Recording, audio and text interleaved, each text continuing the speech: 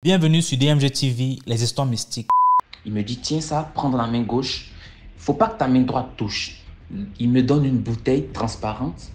Quand on va laver l'argent, ça sera vraiment, ça t'appartiendra et tout ça. Il a attrapé la bouteille comme quelque chose de précieux, je vous jure. Il était tout souriant. Quand il a mis le premier pas sur le seuil de son laboratoire à l'entrée, donc quand il a mis le premier pas, la bouteille dans sa main a explosé. Pouf! Et la voix dans ma tête me disait, tu sais, tu étais en train de livrer ton âme comme ça, mon enfant. Si tu es nouveau sur la chaîne, n'oublie pas de t'abonner, de laisser un commentaire, de liker et de partager. Tu vas raconter une histoire. Il y a un numéro à l'écran sur le plus 237 655 81 90 17. Envoie ton histoire et on va jouer sur YouTube, Facebook et TikTok.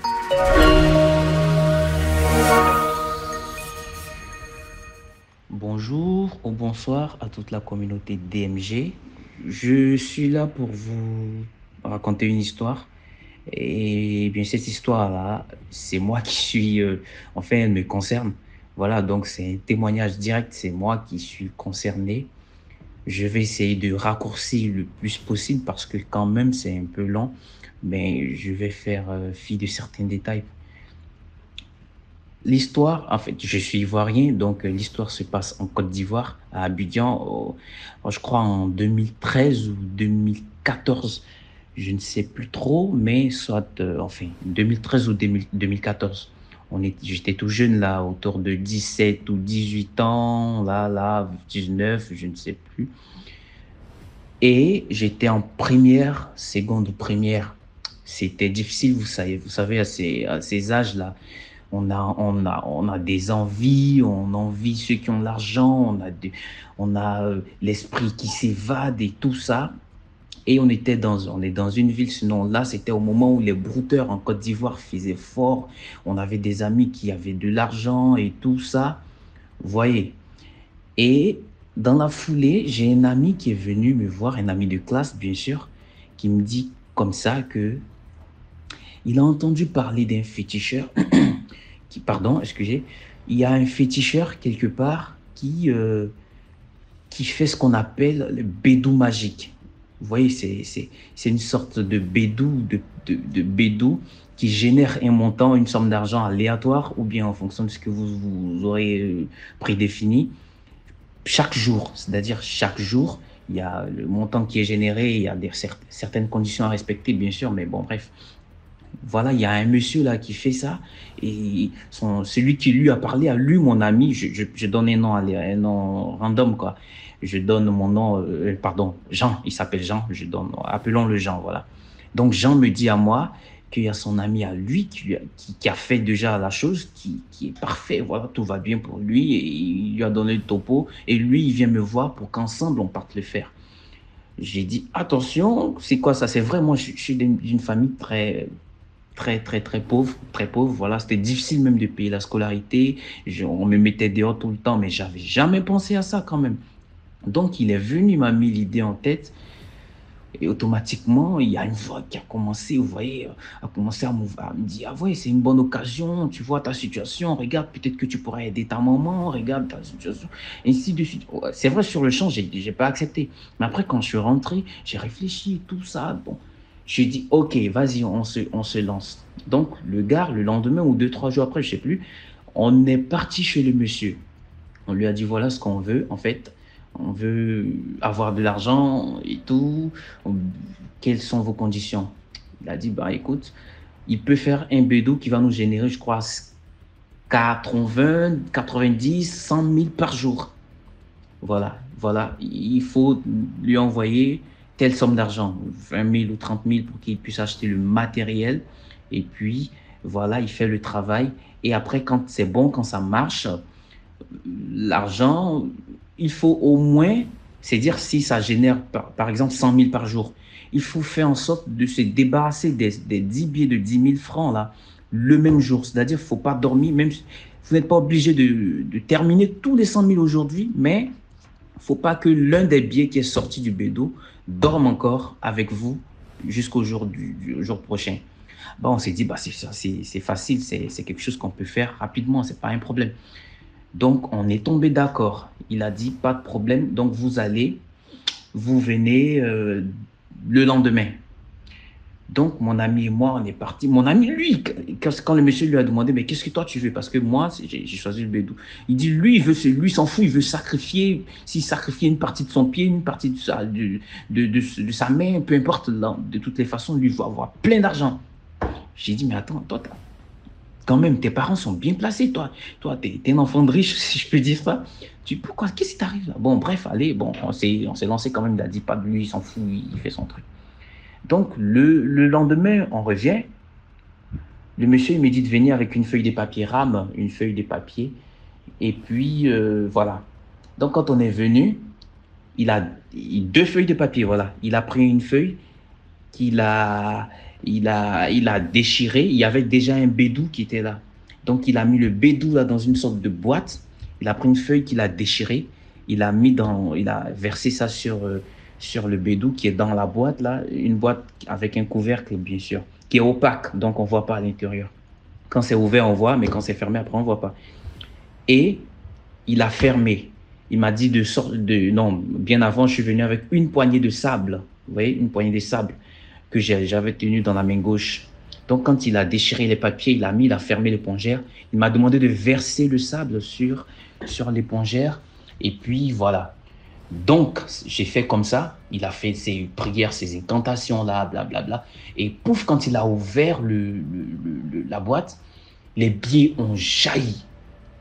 Parce que quand j'ai oublié un détail, quand on est venu, il a dit le travail a été fait, mais il faut acheter un parfum pour pouvoir laver le bédou. Je lui ai dit, mais écoute, j'ai même pas d'argent, ça ne va tellement pas que le peu d'argent qu'ils ont donné pour la scolarité, j'ai pris pour venir faire ça en espérant que quand l'argent sorte, je puisse partir payer pour continuer à l'école. Donc vraiment, c'est difficile. Je mettais des choses en garant.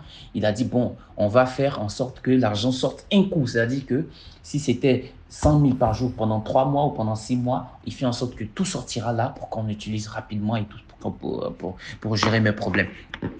Donc, c'est sur cette base-là qu'on était parti après.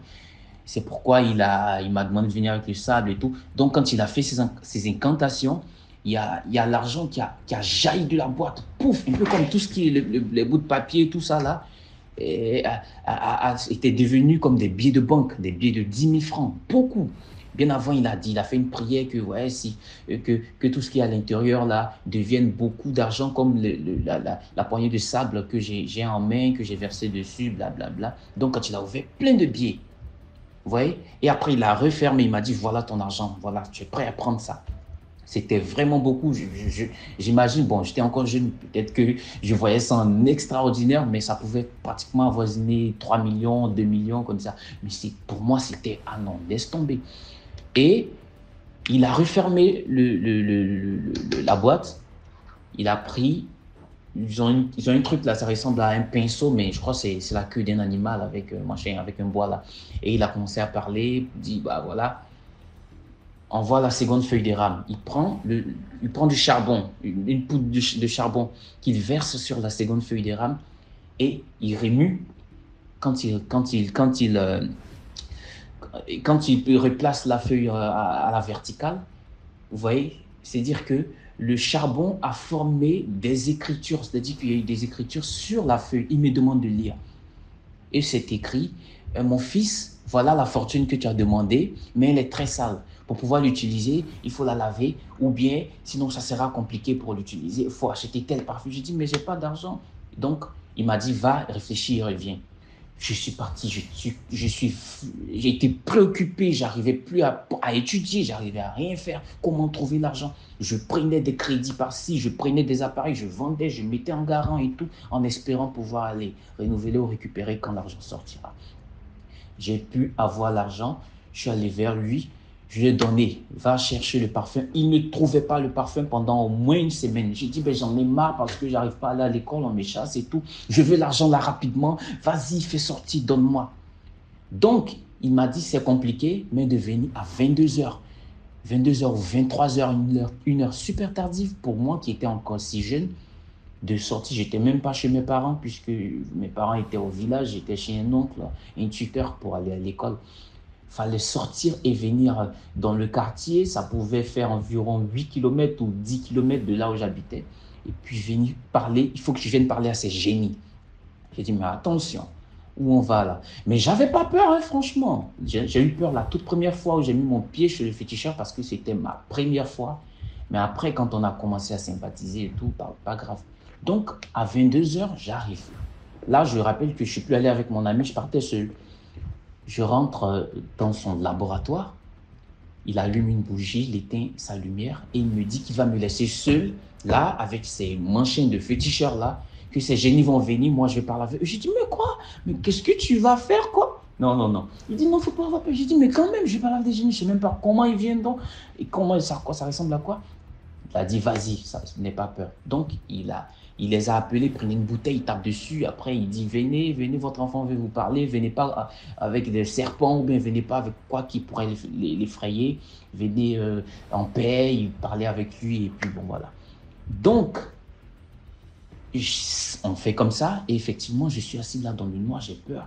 Et tout à coup, devant moi, c'est comme si il y avait un oiseau qui avait, qui a, si je peux dire, atterri, qui est descendu là sur sa table. Je ne voyais rien, mais j'ai entendu le bruit de quelque chose qui est descendu là.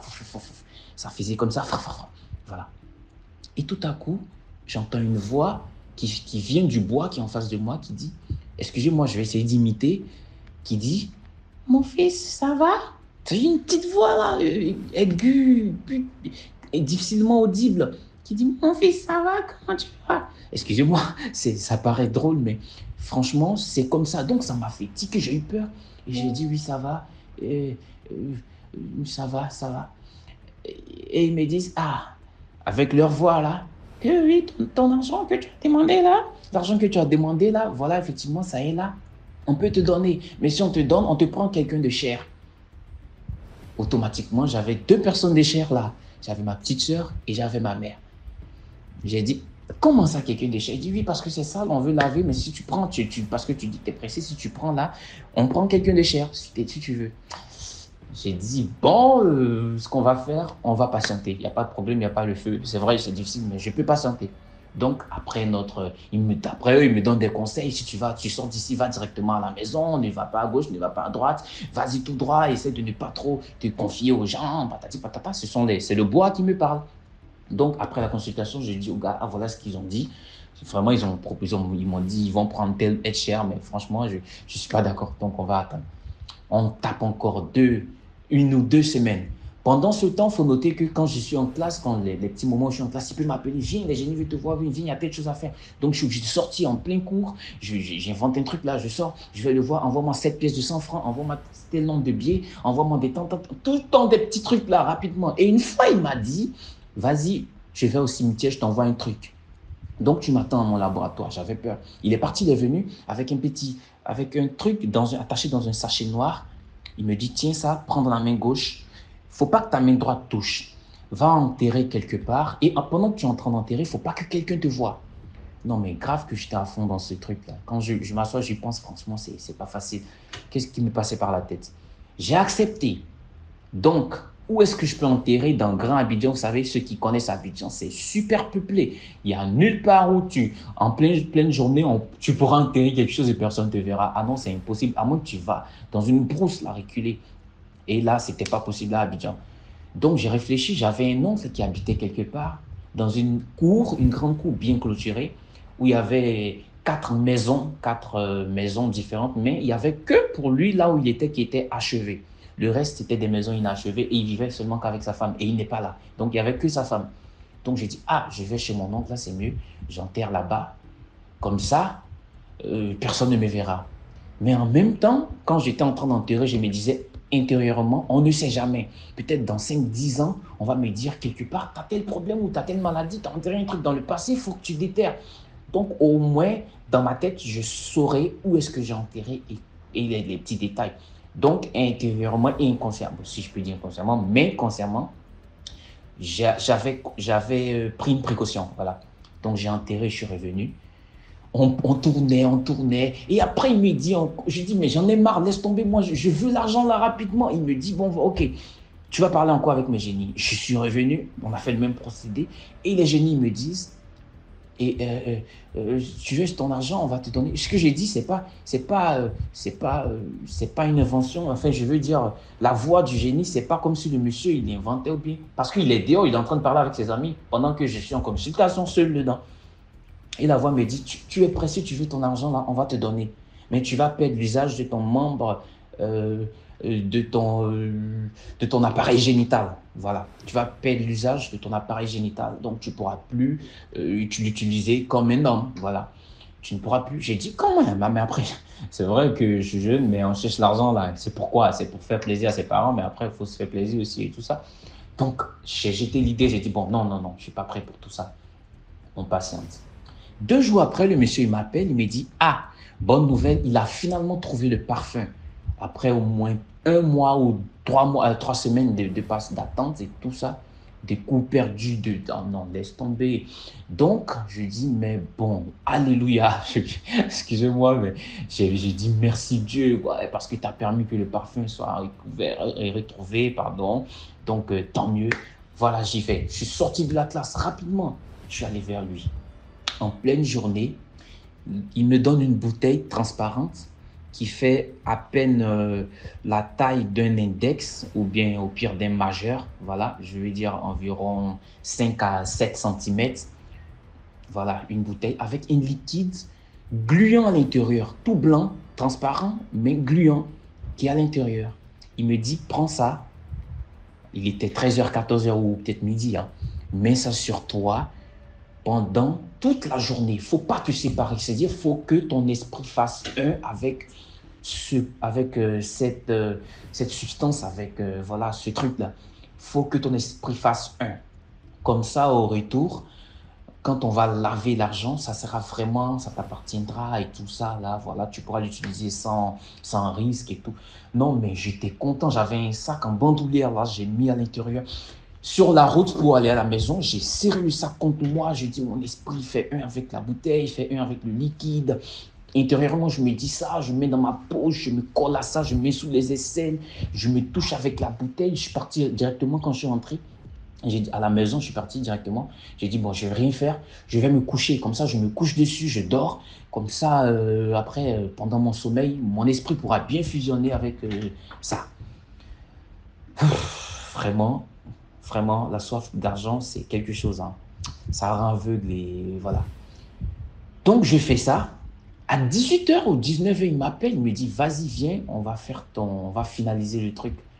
Après tant de temps d'attente, je pense que le jour J est arrivé, il me dit ça comme ça. Je suis tout joyeux. Mon oncle, il était sévère, mais je m'en foutais. Je sautais la clôture pour sortir, je prenais tous les risques. Après, quand je viens, je me dis, je m'en fous. Après, quand l'argent va sortir, s'il part sur moi, je prends ma maison ailleurs et je vis seul. Donc, j'étais prêt à tout. Donc, je saute la clôture un jour, je sors, là, ce jour avec le parfum, là, je vais le voir. Dans la petite salle d'attente, avant d'entrer dans son laboratoire, il y a une petite salle là où on s'assoit. Là. Je lui remets la bouteille. C'est une bouteille cassable. Voilà. Et il me dit, tu t'assois là. Il a attrapé la bouteille comme quelque chose de précieux, je vous jure.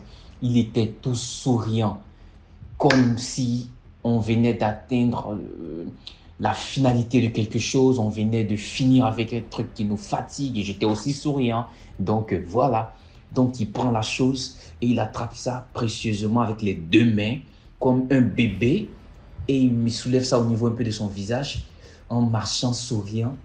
Et il va dans son laboratoire. Je vous jure devant Dieu, quand il a mis le premier pas sur le seuil de son laboratoire à l'entrée, donc quand il a mis le premier pas, la bouteille dans sa main a explosé. Pouf! Et ça a fait un bruit assourdissant. Les fragments, les débris de bouteille lui sont rentrés dans les yeux.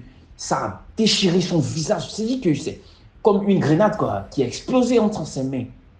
Et nous autour, bizarrement, on n'a rien eu, mais sur le mur, tu vois le liquide qui est éparpillé partout sur son visage. Le monsieur, il est devenu pratiquement fou.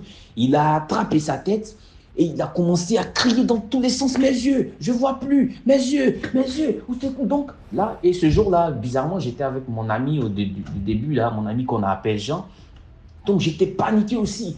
tout jeune. Et puis, il dit, mais il est devenu fou quand il a ouvert ses yeux. C'est du sang qui sort de pratiquement ses yeux. Je ne vois plus, je ne vois plus. Donc, là, mon ami et moi, on est sortis en vitesse, on a fui. Parce que j'étais paniqué, on était vraiment mélangés sur la route. J'ai dit, tu vois, je suis maudit, Dieu ne m'aime pas. Quelque chose qu'on a mis au moins un mois ou deux à trouver un parfum. Et là, le monsieur, il va finaliser mon travail, là, je vais prendre l'argent. Et après, c'est là que ça explose. Donc, je suis maudit. Pas je me suis maudit, vraiment, que Dieu me pardonne. Parce que si j'avais le discernement de ce qui se passait spirituellement, là, je serais peut-être là-bas à l'époque, couché là sur la terre pour bénir le nom de Dieu. Je suis rentré là toute la nuit, j'étais en colère, je ne comprenais pas. Le matin, il me dit de venir. Quand je viens, il a le visage troué, blessé de partout, les yeux, heureusement, c'est un homme, je ne vais pas dire malheureusement, mais heureusement, ses yeux ne sont pas cassés, il voit, mais c'est rempli de plaies. Ses yeux sont rouges. Il dit, tu vois, j'ai des difficultés à ouvrir les yeux, mais d'après lui, hein, c'est ce qui me sort. Pourquoi la bouteille a explosé? Il me dit que c'est parce que les parents, c'est comme ça qu'il appelle ces génies, les parents disent pourquoi on ne leur a pas confié le parfum avant de me donner pour aller à la maison pour faire ça. Donc sur le trajet de l'aller et du retour, les mauvais esprits sont rentrés dans le parfum et donc c'est pourquoi ça a explosé. J'étais découragé, tout ça. Donc, de là, quand je suis sorti, il m'a appelé tout le temps. J'ai décidé de laisser tomber. J'ai dit, bon, vas-y, laisse tomber. Je ne suis pas fait pour prospérer dans cette affaire-là. Je vais galérer, je vais souffrir, je m'en fous. Après, si je meurs de pauvreté, tant mieux. Tant pire, après, ce n'est pas mon affaire. Donc, là, j'ai abandonné. Le monsieur, il continuait de m'appeler. Viens, ton travail là, viens, on va terminer. J'ai dit, oui, oui. Après, à cause de ça, j'ai changé de numéro, juste pour ça. Et ça a coïncidé avec les vacances où je suis rentré au village avec voir ma mère et tout ça. Donc, j'ai fermé, j'ai verrouillé avec lui. Mais quand je prends un peu d'éloignement, quand on regarde, aujourd'hui, quand je m'assois, je suis quelqu'un qui est beaucoup en Christ, beaucoup, j'ai pris beaucoup. Et il m'est arrivé un jour, dernièrement, de me rappeler de ce jour-là. Et la voix dans ma tête me disait, tu sais, tu es en train de livrer ton âme comme ça, mon enfant. Donc, pour t'empêcher de te vendre pour des miettes, pardon, pour des futilités, pour de l'éphémère temporaire, parce que bon, de vous à moi, 3 millions, j'avais 19 ans, ça me sert pendant combien de temps, hein, dans l'euphorie de la jeunesse, là, je fais quoi avec les vêtements, les trucs là, de bling bling après, et aujourd'hui, même s'il y avait peut-être un iPhone, je ne sais pas, 7 ou 8 ou 9, bon, j'avais acheté. Aujourd'hui, là, qu'est-ce que ça m'aurait servi à quoi? J'aurais perdu peut-être mon âme, j'aurais perdu quelque chose que je ne pourrais plus retrouver pour ces miettes. Donc, la voix, là, me disait dernièrement, mon fils, tu partais te vendre, tu partais te livrer, et que c'est moi, l'Éternel, qui t'ai libéré, qui ai libéré ton âme de cette bouteille-là, qui a envoyé l'ange d'Éternel, qui a brisé cette bouteille. J'étais assis là, comme ça, tout seul. C'est une histoire que j'avais déjà expliquée à ma femme. Là, je suis marié, je vis vraiment dans une stabilité hors norme. Je suis complètement triste, j'ai rien qui me manque. J'ai tout ce qu'un homme peut imaginer avoir, veut dans sa vie. Je suis marié, j'ai un enfant, j'ai une voiture, j'ai une grosse maison, j'ai tout ce que vous pouvez imaginer. Et tout cela en Christ. Je ne suis pas en train de me vanter en citant tout ce que j'ai, mais c'est une sensibilisation à vous, mes jeunes frères, à vous, mes jeunes sœurs, en même temps. Je ne suis pas vieux, j'ai à peine 29 ans là maintenant, pour dire que la promesse du diable est éphémère. Quand on est en Christ, on peut aussi avoir une richesse. On peut être riche en Jésus. On peut avoir une vie stable. On peut avoir une vie prospère en Christ. J'ai tout ce que je veux. J'ai tous les derniers téléphones que je veux. Je travaille bien. Je travaille à mon compte. J'ai envie personne. Je ne fais aucun pacte avec aucun démon. Je suis complètement en Christ et je vis heureux. Vous voyez, j'ai pas de pacte, j'ai pas de serpent à nourrir, j'ai pas de totem à faire pendant que... Bon, bref. Je dis tout ça pour sensibiliser mes jeunes frères, pour sensibiliser mes jeunes sœurs. Vraiment, laissons ces histoires de fétiches ou de quoi, de gloire éphémère, de gloire brusque là. Parce que ce n'est pas sans conséquence. Le féticheur ou le quoi là va beau nous dire que c'est sans conséquence, mais spirituellement, on ne sait pas ce qui se passe. Donc, c'était là ma petite histoire. J'espère que ça va toucher plus d'un parce que c'est surtout ça l'objectif. Donc, encourageons DMG surtout en partageant, en likant, en commentant pour que l'algorithme puisse faire remonter un peu la vidéo et la présenter à plein d'autres personnes et cela pourra, ton simple commentaire peut sauver une vie quelque part. Voilà. Donc, merci et ciao, ciao. Surtout, désolé, excusez-moi encore pour la longueur. C'est très long, 25 minutes. Franchement, allez, ciao, ciao.